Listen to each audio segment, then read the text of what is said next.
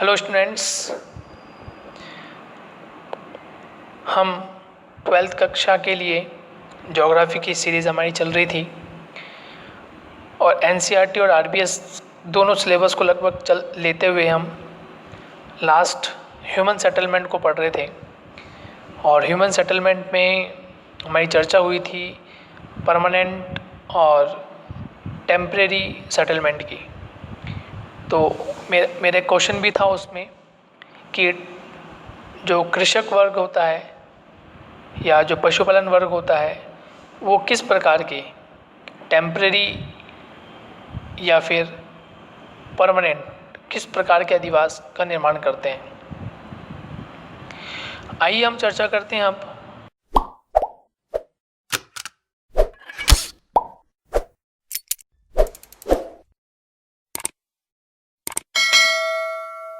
Number 1, temporary settlement, यानी कि ऐसा अधिवास या ऐसी छोटी छोटी बस्तियाँ जो प्राय रूप से अस्थायी रूप में देखने को मिलती हैं, जो एक स्थान पे बनाई जाती है, फिर वही दूसरे स्थान पर चली जाती है, फिर वही तीसरे स्थान पर, तो गतिशीलता उनमें देखने को मिलती है, वो मुख्य रूप से अस्थायी ही होती है। तो मानव अधिवासों की उत्पत्ति मूलतः अपने निवास के लिए होती है। इस आधार पर अधिवासों की उत्पत्ति को 2 भागों में बांटा जा सकता है, और 2 भाग कौन से हैं? तो अस्थायी और स्थायी अधिवास। अब हम चर्चा करते हैं पहले स्थायी अधिवास की। प्राचीन काल में मानव द्वारा कुछ अधिवास शिकार, मौसम की अनुकूलता, पशुचारण एवं सुरक्षात्मक दृष्टिकोण से कुछ समय के लिए निर्मित किए जाते थे। अस्थायी अधिवास का मतलब क्या हो गया कि प्राचीन काल में मानव के द्वारा शिकार के लिए, मौसम की अनुकूलता के लिए या पशुचारण या सुरक्षात्मक दृष्टिकोण से कुछ अधिवास कुछ समय के लिए बनाए जाते थे। ठीक है, कुछ समय के लिए बना दिया, फिर उसे समाप्त कर दिया, इस प्रकार से। आज के आधुनिक युग में भी नागा जो जनजाति हैं, जैसे कई जनजातियों द्वारा स्थानांतरण कृषि के लिए अस्थायी अधिवासों का निर्माण होता है। तो मैंने बताया था आपको, स्थानांतरण जो कृषि होती है, जब वो कृषि कार्य किया जाता है तो उसमें भी जो अधिवास बनते हैं वो अस्थायी ही होते हैं। मध्य एशिया के स्टेपी मैदान में किर्गिज जनजाति, तो जो मध्य एशियाई रीजन है, जब हम विश्व का मानचित्र देखते हैं तो जो उसमें मध्य एशियाई रीजन है और विशेषकर वहाँ पे जो स्टेपीज मैदान है, घास के मैदान है स्टेपीज, वहाँ किर्गिज जनजाति पाई जाती है। कौन सी जनजाति? किर्गिज जनजाति। पशु चराने के लिए चारे की उपलब्धता तक तंबुओं द्वारा अस्थायी अधिवास निर्मित किए जाते हैं। तो वह लोग अपना जीवन यापन करने के लिए कुछ समय के लिए जीवन यापन करते हैं। वो 1 दिन, 2 दिन, 10 दिन, 1 माह, 2 माह हो सकता है। तो उसके लिए जो अधिवास बना रहे हैं वो किस प्रकार के बना रहे हैं? अस्थायी अधिवास का निर्माण कर लेते हैं। एस्किमो लोग द्वारा मौसम की अनुकूलता के लिए भी ध्रुवीय क्षेत्रों में इग्लू यानी बर्फ़ के घर बनाकर भी ये कार्य किया जाता है।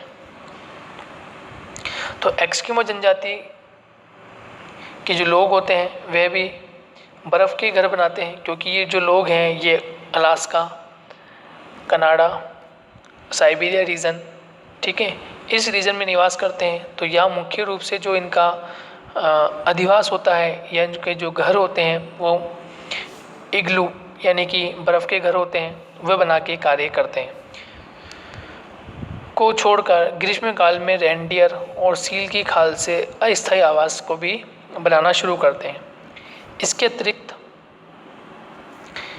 अनेक जनजातियां, जैसे अरब में सहारा है, ये बद्दू रॉकीज पर्वत, ठीक है, अरब व सहारा के बद्दू रॉकी पर्वत के पूर्वी भागों में रेड इंडियन, अफ्रीका के कालेहरी मरुस्थल में बुशमैन द्वारा बनाए गए आवास मुख्य रूप से कैसे होते हैं? अस्थायी अधिवास का उदाहरण होते हैं।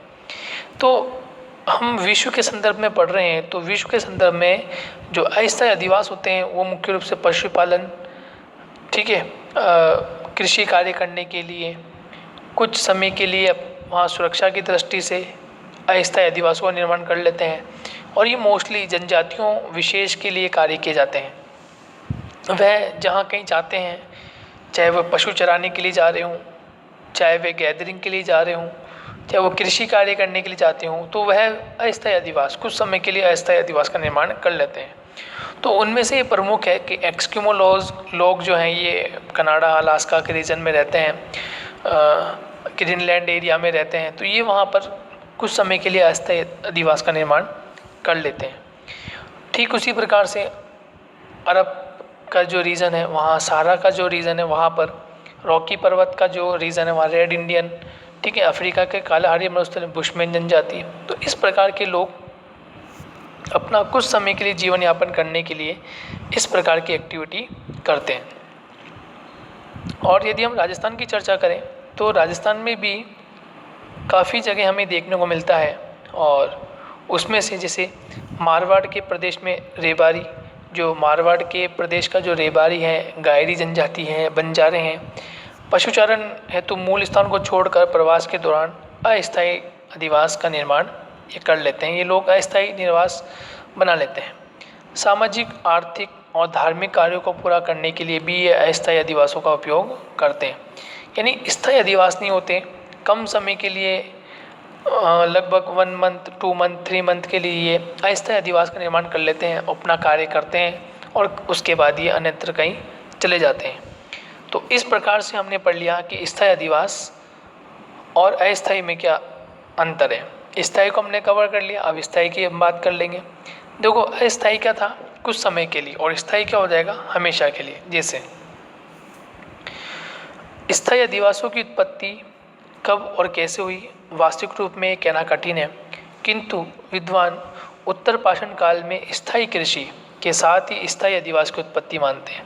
तो जब कृषि कार्य एक ही धरातली क्षेत्र में होने लगा, लंबे समय तक होने लगा, तो वह जो करने वाले व्यक्ति हैं या व्यक्तियों का समूह है, वो एक ही स्थान विशेष पर रहकर जीवन यापन करता था, अधिवास वहीं बना लेता था और वर्ष पर्यंत वहीं पर रहना शुरू उसने प्रारंभ कर दिया। जबकि अस्थायी में क्या था, धुमक्कड़ जीवन था, कभी एक स्थान पर, कभी दूसरे स्थान पर, फिर तीसरे स्थान पर, इस तरह की वो क्रिया करते थे।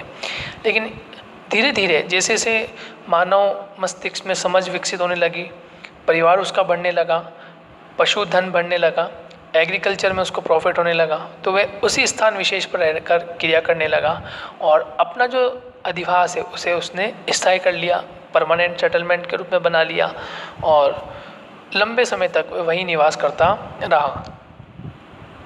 ये कहा जा सकता है कि मानव के विकास क्रम में जब से मानव समूह में रहने लगा तभी से स्थायी अधिवास का विकास हुआ होगा। यानी मानव जब एकल प्राणी के रूप में था, जंगलों में एक स्थान से दूसरे स्थान पर आ जा सकता था, जब तक वह अधिवास नहीं बनाता तो कुछ समय के लिए बनाता।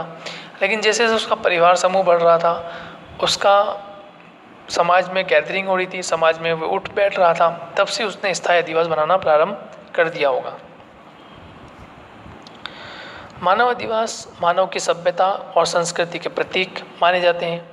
किसी मानव बस्ती का स्थायित्व निम्न बातों पर निर्भर करता है कि वो जो मानव बस्ती है उसके लिए महत्वपूर्ण बातें क्या होनी चाहिए, किन बातों का ध्यान रखा जाता है जब वह मानव अधिवास या सभ्यता की वो चर्चा करता है, संस्कृति के साथ वो ढलता है, तो उसके लिए क्या क्या नियम या क्या क्या उसकी उपयोगिता है या कौन कौन सी बातें उस पर महत्वपूर्ण हो जाती है।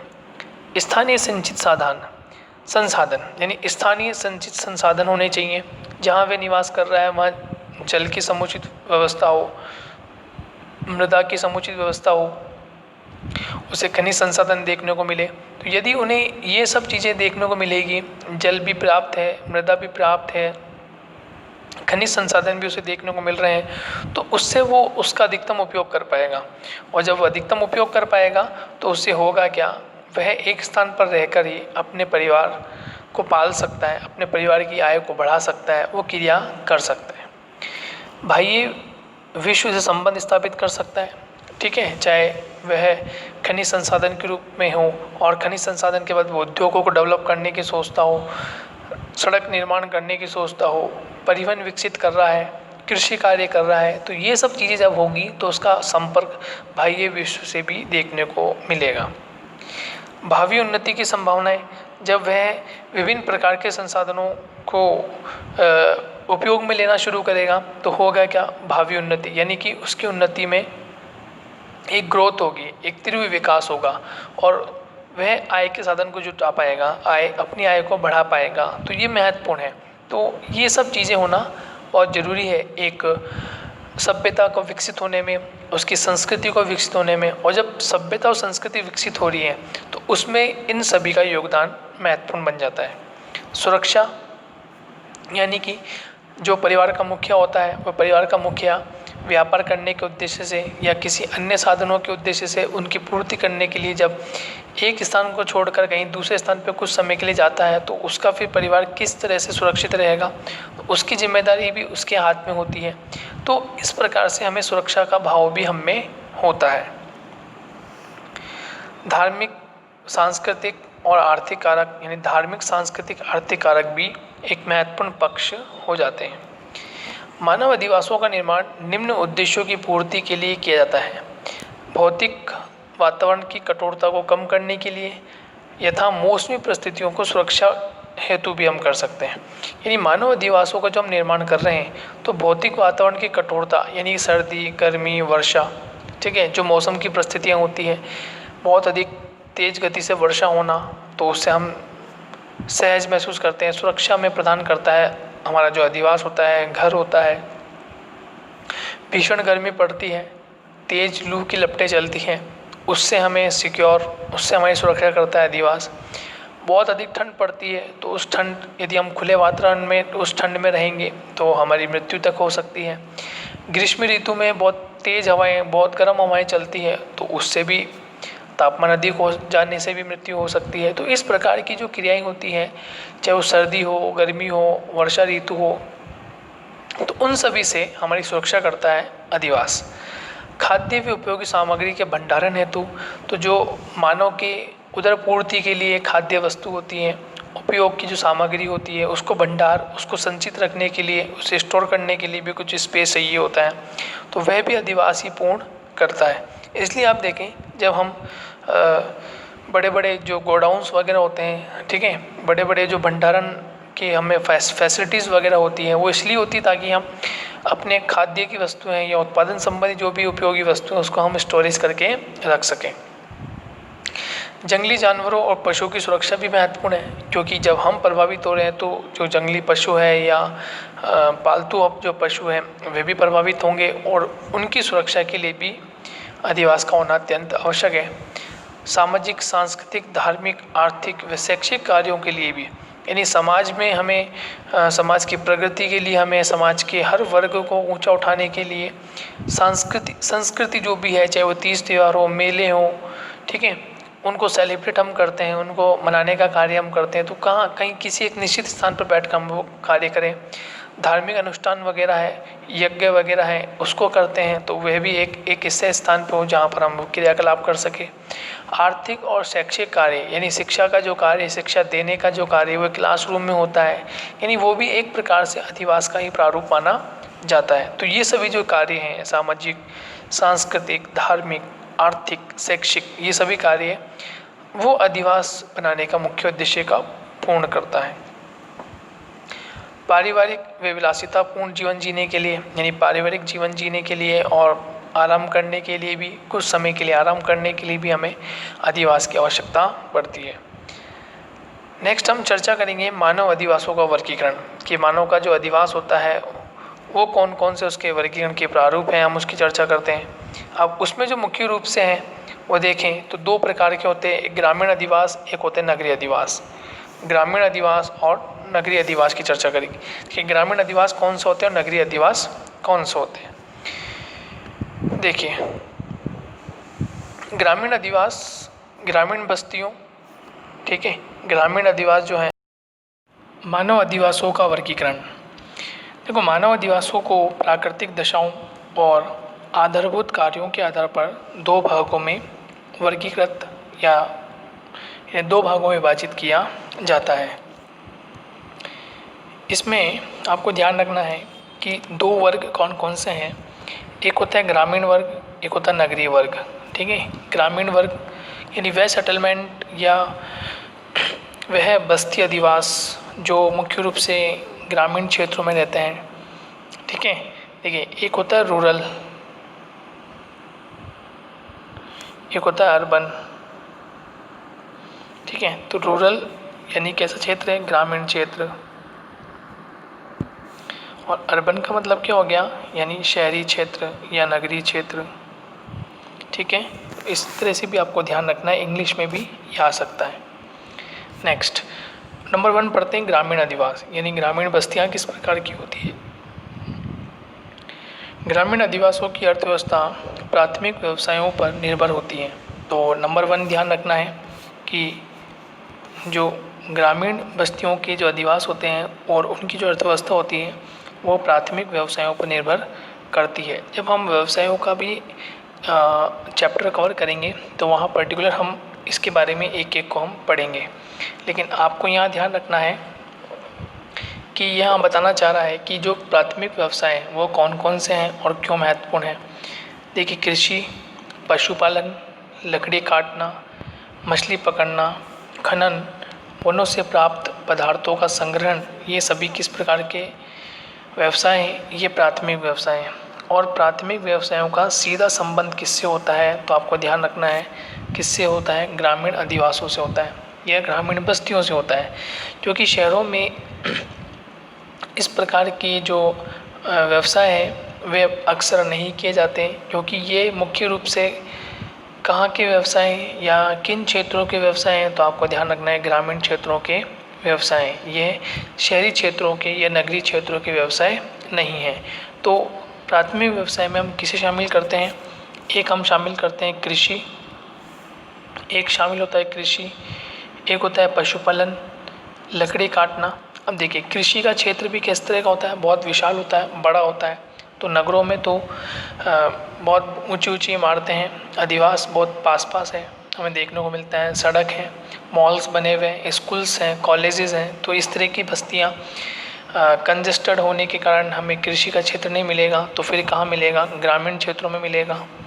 पशुपालन यानी हमें बहुत बड़े क्षेत्र पर पशुओं को पालना है, चाहे वे गाय, भैंस, बकरी या अन्य कोई पशु हों, तो उसके लिए नगरों में जगह नहीं होती, तो कहाँ जगह होती है, ग्रामीण क्षेत्रों में।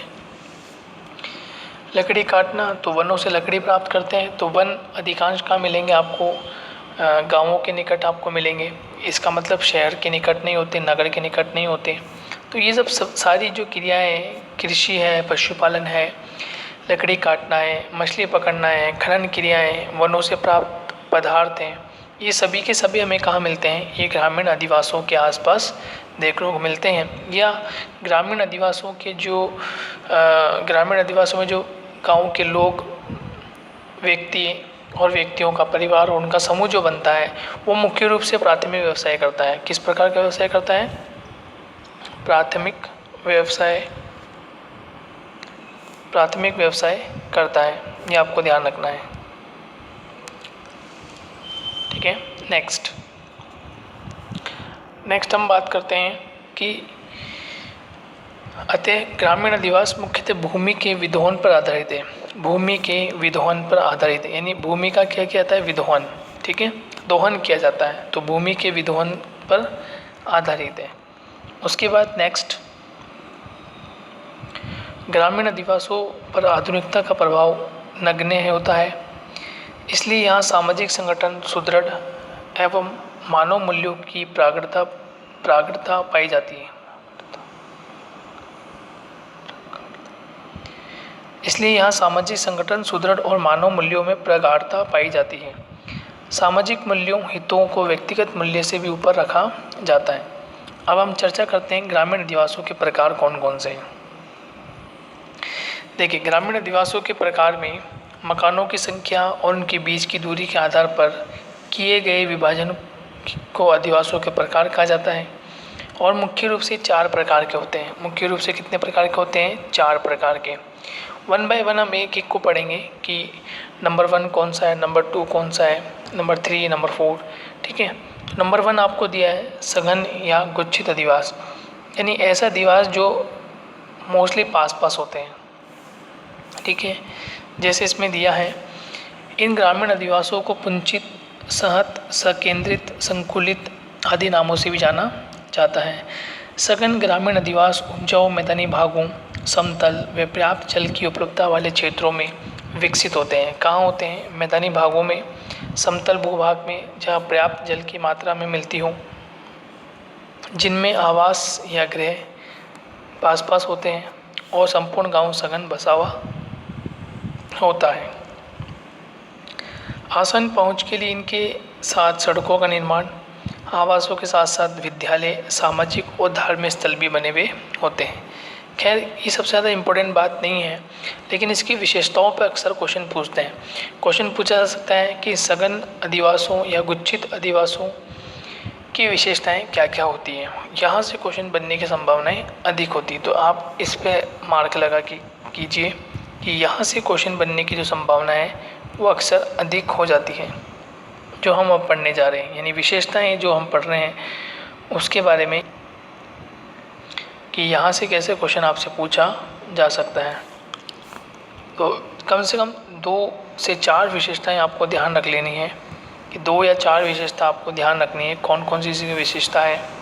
नंबर 1, अधिवास प्राय खेतों के मध्य किसी ऊंचे एवं बाढ़ से सुरक्षित स्थानों में बसे होते हैं, क्योंकि ये जो क्षेत्र होता है अक्सर खुला क्षेत्र होता है जहाँ लोग कृषि कार्य करते हैं। तो खेतों के मध्य में भी होते हैं, या खेतों के मध्य में ऊंचा उठा हुआ भाग होता है, वहाँ पर ही अपना स्थान बना लेते हैं, अधिवास का निर्माण कर लेते हैं। सभी आवास पास पास बने होते हैं, बिल्कुल आवास इस तरह से बिल्कुल पास पास बने हुए होंगे, ज़्यादा दूर दूर नहीं होते।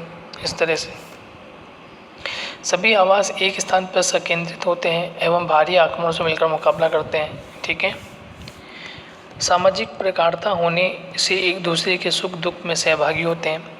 सभी आसपास रहते हैं, तो किसी भी प्रकार का कोई भारी आक्रमण नहीं होता, और यदि होता भी तो मिलकर मुकाबला करते हैं। एक दूसरे के सुख दुख में भागीदारी होते हैं, क्योंकि पास पास होते हैं। तो तीज त्यौहार है या अन्य कोई फेस्टिवल वगैरह है तो उसको साथ में मिलकर ये मनाते हैं, खुशियाँ मनाते हैं, और दुख के समय में भी ये एक दूसरे के सहभागी बन जाते हैं। इनमें आवासों की संख्या 40-50 से लेकर सैकड़ों तक हो सकती है। इनकी जनसंख्या उपलब्ध संसाधनों के आधार पर 500 से 1000 या इससे थोड़ी अधिक हो सकती है। सघन अधिवासों के वितरण, इस प्रकार के अधिवास नदियों के उपजाऊ मैदानों में सघन जनसंख्या वाले क्षेत्रों में पाए जाते हैं। तो जहाँ पर सर्वाधिक जनसंख्या देखने को मिलती है, नदी के किनारे जहाँ क्षेत्र देखने को मिलते हैं, वहाँ पर इस प्रकार आपको मिलेंगे। और ये मोस्टली हम देखें तो भारत में सघन ग्रामीण अधिवास गंगा सतलज का मैदान, मालवा के पठार, विंध्यन पठार, नर्मदा घाटी, राजस्थान का मैदानी भाग, यहाँ सर्वाधिक आपको जनसंख्या देखने को मिलती है। यदि आप राजस्थान और हम डिस्कस करें इंडिया के मैप की, तो इंडिया के मैप में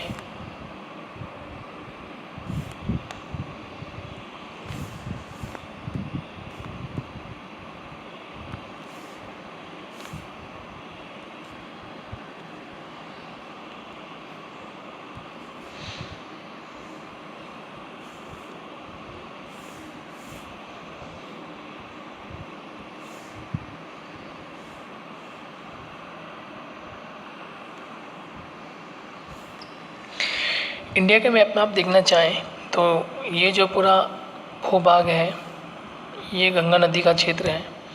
तो गंगा नदी के जो पास या गंगा नदी का जो समीप का क्षेत्र है, यहाँ सर्वाधिक जनसंख्या निवास करती है। और यहीं पास में एक नदी और, सतलज नदी। तो ये जो पूरा क्षेत्र है यहाँ से लेकर और यहाँ तक, मतलब नदियों के जो आसपास का जो क्षेत्र होता है ये अधिक उपजाऊ होता है, और अधिक उपजाऊ होने के कारण यहाँ पर जनसंख्या अधिक निवास करती है। नेक्स्ट, एकाकी अधिवास या परिकीर्ण अधिवास, इसकी हम चर्चा कर लेते हैं। ये कैसे होते हैं? देखिए, वो था सघन और गुच्छित अधिवास। ये परिकीर्ण या एकाकी अधिवास, ऐसे अधिवास छितरे हुए और बिखरे हुए होते हैं, इसलिए आवास एक दूसरे से दूर दूर और कृषि भूमि को छोड़कर बनाए जाते हैं। यानी कि एक अधिवास यहाँ पर होगा, फिर एक रीजन ये कृषि का अलग हो जाएगा, फिर एक अधिवास बन जाएगा, फिर कृषि का क्षेत्र बन जाएगा। मतलब दूर दूर है। पहले वाले में अधिवास कैसे थे? पास पास। पहले वाले में अधिवास कैसे थे? पास पास। इसमें पास पास नहीं होते। इसमें क्या से होता है? इसमें एक अधिवास, फिर कृषि क्षेत्र, फिर एक अधिवास और फिर कृषि क्षेत्र। इस तरह से यहाँ पर आकृति होती है। अब देखिए इसकी विशेषता क्या है कि इसकी विशेषता आवास एक दूसरे से दूर दूर होते हैं, एक दूसरे से दूर दूर होते हैं। दूसरा, व्यक्ति एकाकी रूप में रहता है, तो एक परिवार एक जगह रहता है, फिर भूमि आती है, फिर दूसरा परिवार, फिर भूमि आती है वहाँ जहाँ कृषि कार्य होता है। इस तरह से डिवाइडेशन होता है। व्यक्ति स्वतंत्र जीवन यापन के आदी होते हैं। व्यक्ति स्वतंत्र जीवन जीता है, यहाँ पर किसी के सुख दुख से किसी को कोई संबंध नहीं होता। पहले वाले में संबंध था क्योंकि वे एक संयुक्त रूप से रह रहे थे, एक ग्रुप पे रह रहे थे। यदि उन्हें भारी आक्रमण होता है या सुख दुख की कोई विशेष परिस्थिति होती है तो वह अपना सुख दुख बांटते थे। यहाँ ऐसा नहीं है। एक दूसरे के सहयोग की भावना कम हो जाती है क्योंकि यहाँ पर सभी जो हैं वो साथ में नहीं है, और जब साथ में नहीं होंगे तो सहयोग की भावना भी कम हो जाएगी। कृषि में संलग्न जातियाँ में ऊंच नीच की भावना होती है, और ये मोस्टली कहाँ देखने को मिलता है? इस तरह के जो अधिवास हैं, ये सेटलमेंट हैं, वो उत्तरी अमेरिका के संयुक्त राज्य अमेरिका, कनाडा का प्रेरी प्रदेश, एशिया के स्टेपी, गंगा के खादर क्षेत्र, हिमालयी पर्वतीय तराई क्षेत्र, भावर रीजन, अर्जेंटीना के पैम्पास, ऑस्ट्रेलिया के डाउन्स, दक्षिण अफ्रीका के वेल्स, ये ऐसे रीजन है जहाँ पर आपको छितरे हुए अधिवास देखने को मिलते हैं, अलग अलग अधिवास देखने को मिलते हैं। थर्ड नंबर है मिश्रित अधिवास। इन अधिवासों को अर्ध सघन या अर्ध केंद्रीय अधिवास भी कहा जाता है। ये सघन व प्रकीर्ण अधिवासों के बीच की अवस्था होती है जो सामान्यतः किसी परिवार की संख्या में वृद्धि होने से आवासों की संख्या बढ़ने के कारण उत्पन्न होती है। इनकी उत्पत्ति में पर्यावरणीय कारकों के कारण के स्थान पर पारिवारिक कारण उत्तरदायी होते हैं। जैसे सांगोद कोटा तहसील का खुर्द गांव जो है वो कैसा है? मिश्रित अधिवास है। ये एग्जाम्पल आप ध्यान रखना है। डायरेक्टली पूछा जा सकता है कि मिश्रित अधिवास का कोई एक एग्जाम्पल, कोई उदाहरण दे के बताइए। तो सांगोद कोटा में है, और वहाँ जो सांगोद के तहसील है उसका एक गांव है, उसका नाम है खुर्द गांव। क्या नाम है? खुर्द गांव। किस प्रकार का है? मिश्रित अधिवास है। नेक्स्ट, पल्ली या पुराना अधिवास। इस प्रकार के अधिवासों में आवास एक दूसरे से अलग अलग किंतु एक ही बस्ती में बसे हुए होते हैं, इसलिए उन सब का नाम एक रहता है। बस्ती के अलग अलग भागों में अलग अलग जातियों के लोग भी निवास करते हैं। ये मोस्टली कहाँ मिलता है? पर्वतीय प्रदेशों की निचली घाटियों में या खनन वाले क्षेत्रों में इस प्रकार के आवास दृष्टिगोचर होते हैं। तो हमने कितने प्रकार के अधिवास पढ़ लिए हैं? तो हमने यहाँ पर आपके सामने 4 प्रकार के ग्रामीण अधिवासों की एक सूची पढ़ ली है कि 4 प्रकार के अधिवास हमें देखने को मिलते हैं। देखिए सबसे पहले तो हमने पढ़ा था स्थायी और अस्थायी अधिवास। ठीक है, अस्थायी अधिवास जो कि कुछ समय के लिए कृषि कार्य के लिए, पशुपालन कार्य के लिए या अन्य जो प्राथमिक व्यवसाय है उसके लिए बनाए जाते हैं। स्थायी अधिवास धीरे धीरे जब मानव विकसित होता चला गया, उसका जो माइंड है मस्तिष्क से विकसित होता चला गया, तो धीरे धीरे वो चीज़ें जो है वो स्थायी रूप धारण करने लग गई। फिर हमने पढ़ा कि मानव अधिवासों का जो वर्गीकरण है उसमें हमने 4 प्रकार के वर्गीकरण पढ़े। नंबर 1 एक था सघन अधिवास या गुच्छित अधिवास। ठीक है। नंबर 2 हमने पढ़ा प्रकीर्ण अधिवास या एकाकी अधिवास। नंबर 3 पढ़ा हमने मिश्रित अधिवास, और नंबर 4 हमने पढ़ लिया लास्ट पल्ली अधिवास, या उसको पुराना अधिवास भी हम कहते हैं। तो इस प्रकार से ग्रामीण अधिवासों में विशेष रूप से किस प्रकार की हमें एक कैटेगरी देखने को मिलती है, और वो कैटेगरी किस किस प्रकार की होती है वो हमने चर्चा कर ली है। अब हम आगे बढ़ेंगे ग्रामीण अधिवासों के प्रतिरूप। तो प्रतिरूप कौन कौन से होते हैं उस प्रतिरूप की हम चर्चा करेंगे। तो नेक्स्ट लेक्चर में हम पुनः आएंगे एक बार वापस ग्रामीण अधिवासों के प्रतिरूप लेकर, उनकी हम चर्चा करेंगे। आपको ये वीडियो कैसा लगा कमेंट बॉक्स में कमेंट करके बताएं, ताकि हम आने वाले वीडियोस को और अच्छा बना सकें। जब तक के लिए थैंक यू, धन्यवाद।